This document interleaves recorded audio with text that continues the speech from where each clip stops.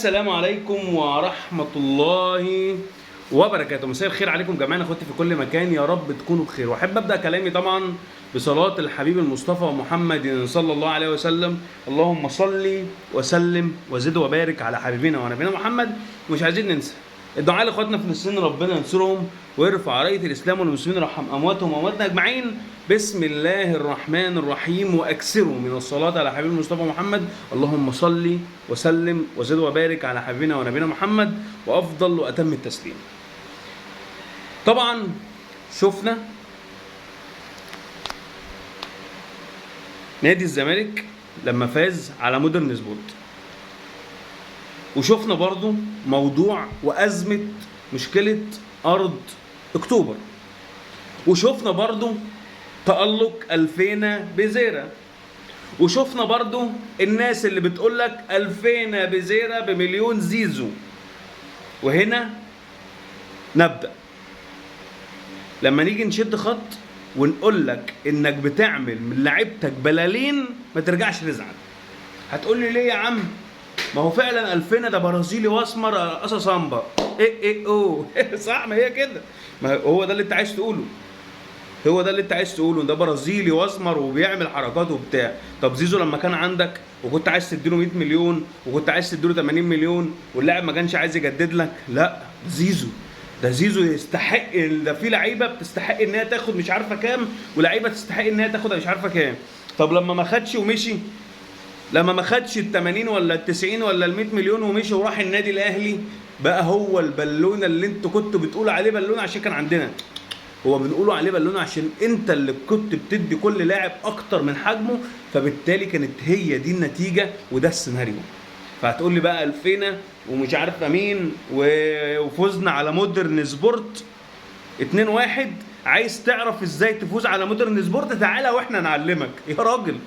يا راجل والله تعرف يا اخي العزيز ان مودرن سبورت تقريبا الله اعلم الفريق الوحيد اللي فاز عليه مودرن سبورت الموسم الماضي وهو بيصارع على الهبوط هو انت.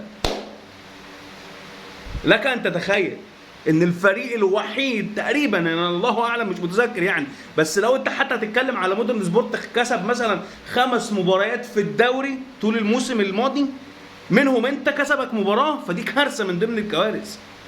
هو تعادل مع الاهلي ما عنديش مشكله، عشان هو كده 3/4 ده مش مبرر، بس 3/4 الفرق لما بتيجي تلعب الاهلي رص الاتوبيس يا باشا ويلا بينا ورينا هتدخل جول ازاي، ونلعبوا بقى على المرتدات. جت مرتده جت ما جاتش خلاص. لكن انت يا اللي عمال تتكلم اصل احنا كان عندنا ما كانش عندنا وعملنا تدعيمات فكسبنا مودرن اللي المفروض كسب الاهلي اللي هو عنده سكواد وصارف عليه فلوس، واحنا كسبنا، يبقى احنا كده اقوى من الاهلي، يبقى احنا كده خدنا بطار الاهلي. يا فرحتنا، يا فرحتي بيك. هو ده الدوري يعني بتاعك بالنسبه لك؟ هو ده بالنسبه لك الدوري؟ طب يا عم هنيئا ليك لو ده الدوري بالنسبه لك، فهنيئا ليك هذا الدوري. لكن انا ما عندي نو كومنت، لا تعليق على هذه التصريحات. مودرن سبورت، انت كسبت مودرن سبورت والاهلي تعادل مع مودرن سبورت، فانت كده بالنسبه لك انت اقوى من الاهلي، او انت خدت بطار الاهلي اللي عنده اقوى سكواد اللي جايب مش عارف صفقات. معلش الف سلامه. احنا عندنا مباراه مهمه امام غزل المحله، وعندنا طبعا المدافع الاساسي الفتره الاخيره بالنسبه للنادي الاهلي هو ياسين مرعي، اصابه، ونتمنى ليه العوده سريعا وربنا يرجعه بالف سلامه. ياسين مرعي طبعا اللي الفتره الاخيره متالق في خط دفاع النادي الاهلي، من ضمن اللعيبه اللي الواحد لازم يعمل لها شابوه. فاتمنى عوده طبعا ياسين مرعي في اسرع وقت، ويكون طبعا يعود لمركزه مع النادي الاهلي. مين بقى اللي هيكون البديل؟ الله اعلم. عندك اشرف داري، عندك رمضان بيقم، عندك مصطفى العش، يعني عندك على قفا من يشيل. لكن نتمنى عوده ياسين مرعي. زي ما قلنا هو الهاله دلوقتي في خط دفاع النادي الاهلي اللي بنعتمد عليها بشكل كبير جدا هو ياسين مرعي. فعندنا مباراه مهمه امام غزل المحله باذن الله تعالى، ونتمنى التوفيق للنادي الاهلي، ونشوفوا مين اللي هياخد بطار مني في الاخر. يعني اللي يضحك في الاخر يضحك في نهايه الدوري. سلام.